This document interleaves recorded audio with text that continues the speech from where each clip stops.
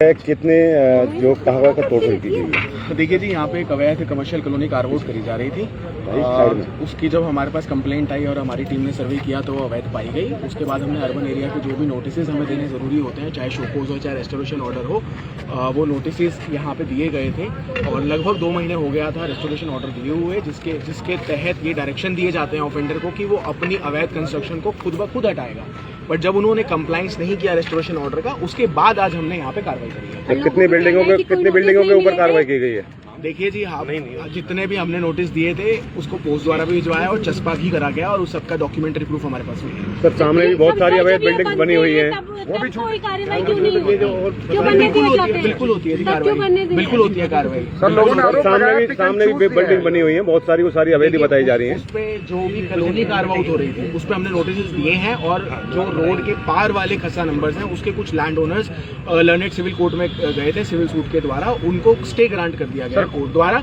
हमारा जो भी रिप्लाई है, हमारा स्टैंड बिल्कुल क्लियर था कि जी ये 100% अवैध है। हमने अपना रिप्लाई फाइल कर दिया है ऑनरेबल कोर्ट में और स्टे को वैकेट करने के लिए जो एप्लीकेशन दायर करनी होती है वो भी डीटीपी एनफोर्समेंट द्वारा एप्लीकेशन दायर कर दी गई है। सर, कुछ लोग कह रहे हैं पिक एंड चूज किया गया है, तो आप मुझे बताओ इस लाइन में कौन सा ऐसा है जो हमने छोड़ दिया, जो हमने पिक किया और चूज किया? आगे की छटाई नहीं की है जी, आगे पूरा फ्रंट डिमोलिश करा गया है। उसके बाद जेसीबी का जो हैंडल होता है, इट वाज नॉट पॉसिबल, उसके ऊपर हाइट पे वो जा नहीं सकता था और इतना डैमेज किया गया है कि अब ये रिपेयरेबल उसमें नहीं है। और दूसरा, अगर कोई दोबारा से रिपेयर करने की कोशिश करता है तो ये कोई आखिरी कार्रवाई नहीं है।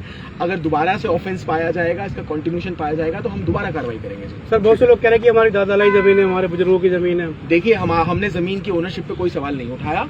जमीन की ओनरशिप होने से उस पे किसी प्रकार की एक्टिविटी करना, चाहे वो मकान हो, चाहे वो बैंकेट हॉल हो, चाहे वो दुकान हो, उसका राइट नहीं मिल जाता।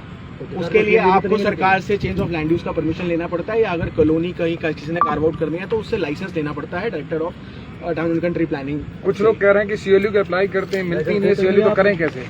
नहीं, सीएलयू के लिए अगर कोई अप्लाई कर रहा है उसको नहीं मिल रही, इसका मतलब कि उसका नॉर्म फुलफिल नहीं हो रहा।